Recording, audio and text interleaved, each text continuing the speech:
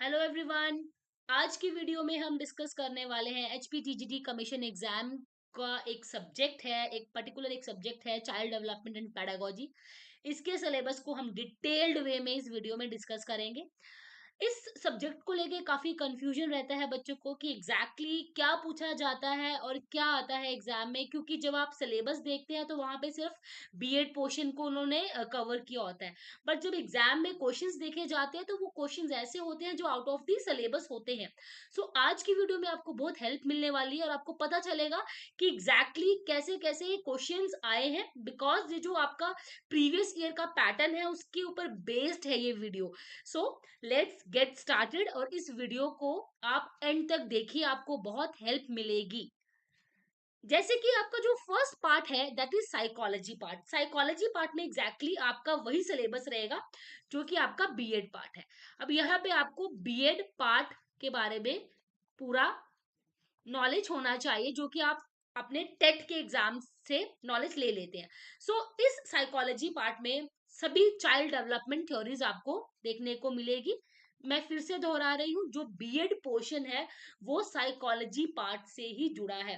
तो आपकी जितनी भी चाइल्ड डेवलपमेंट थ्योरीज हैं वो सारी की सारी इस पार्ट में कवर हो जाएंगी। तो अगर आप लोगों ने ये साइकोलॉजी पार्ट पढ़ना है तो आपको बीएड को ही रेफर करना है, उनकी बुक्स को रेफर करना है और बीएड का सिलेबस जो कि यहाँ कवर हो रहा है इसी को आपको रेफर करना है। और जितनी भी चाइल्ड डेवलपमेंट थ्योरीज है, फॉर एग्जाम्पल जैसे आप यहाँ सिलेबस में देख पा रहे हो कि एक तो आपका जो concept of growth and development जो आपका बेस है, चाइल्ड डेवलपमेंट थ्योरीज का जो बेस है that is growth and development, वो पहला टॉपिक रहेगा।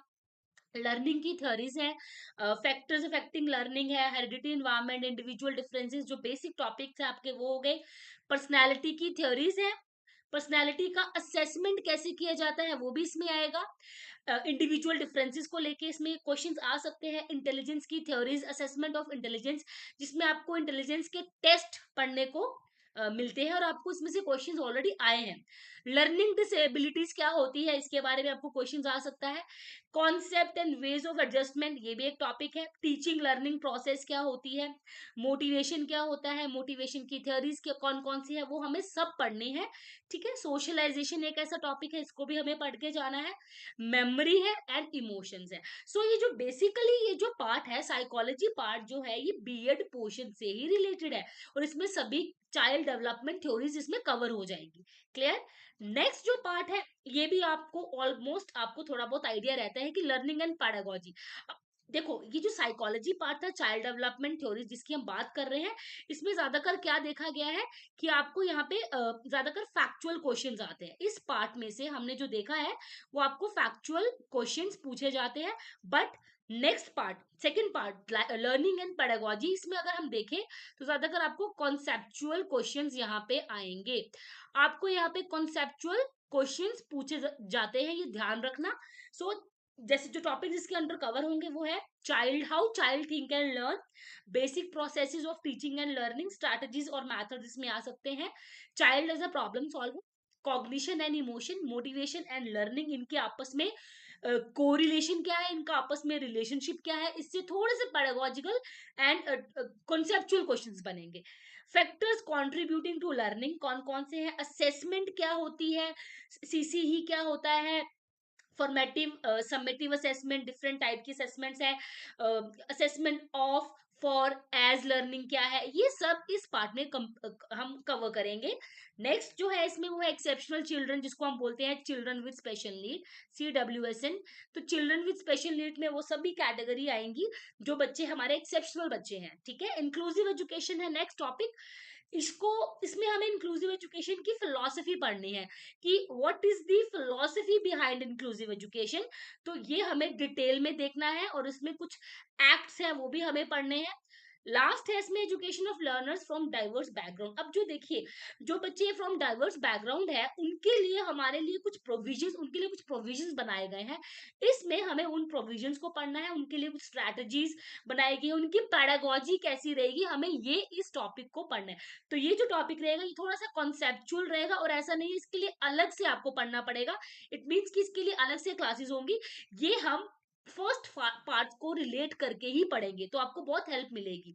नेक्स्ट जो कि बहुत इंपॉर्टेंट पार्ट है और जिसके बारे में बच्चों को ज्यादा आइडिया होता नहीं है, बट उसमें से बहुत क्वेश्चंस देखे जा रहे हैं, वो है आपका फिलोसफी पार्ट।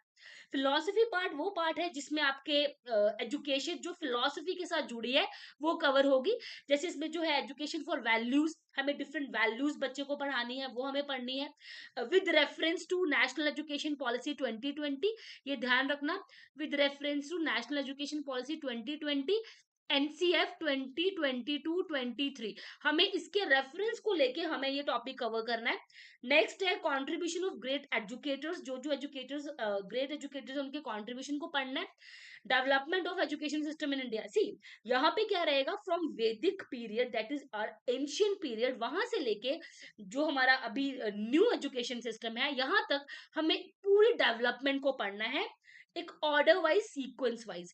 तो यहाँ पे ये आएगा, वैदिक आएगा, बुद्धिस्ट आएगा, मिडिवल पीरियड आएगा, देन ब्रिटिश पीरियड आएगा, एंड देन अभी न्यू एजुकेशन सिस्टम जो भी है आफ्टर इंडिपेंडेंस। तो हमें ये सभी एजुकेशन का जो डेवलपमेंट है इसको ऑर्डर में पढ़ना है। Next is relationship between philosophy and education. Philosophy एक ऐसा सब्जेक्ट है जिसको एजुकेशन से जोड़ा गया है और अभी न्यू एजुकेशन पॉलिसी में इसका बहुत जिक्र हुआ, इसकी बहुत बात हो रही है। सो यहाँ पे क्या होगा एग्जैक्टली अगर देखें तो इसको आप रिलेशनशिप को इस पार्ट के साथ जोड़िए, contribution of Indian education system और वेस्टर्न एजुकेशन सिस्टम। तो यहाँ पे इसको डिवाइड करेंगे हम दो सिस्टम्स में, Indian education system and western education system. Indian में हम पढ़ेंगे सांख्य, योगा, वेदांत, बुद्धिज्म, जैनिज्म, इनको डीपली पढ़ेंगे। इसमें कौन कौन से टॉपिक्स हैं, इसके जो सब टॉपिक्स हैं वो पढ़ना है और एग्जैक्टली इनकी एपिस्टेमोलॉजी क्या है, ये सब हमें इस फिलोसफी में पढ़ना है। वेस्टर्न फिलोसफी जैसे आइडियलिज्म है, रियलिज्म है, नेचुरलिज्म है, प्रैग्मेटिज्म, एग्जिस्टेंशियलिज्म, किसने कौन सी फिलोसफी दी है और इस फिलोसफी में क्या लिखा है वो हमें पढ़ना है क्लियरली। जो उनके एम्स हैं हमें वो पता होने चाहिए, और ऐसे क्वेश्चंस एग्जाम में आए हैं। तो हमें डिफरेंट स्कूल्स ऑफ फिलोसफी हमें कवर करनी है।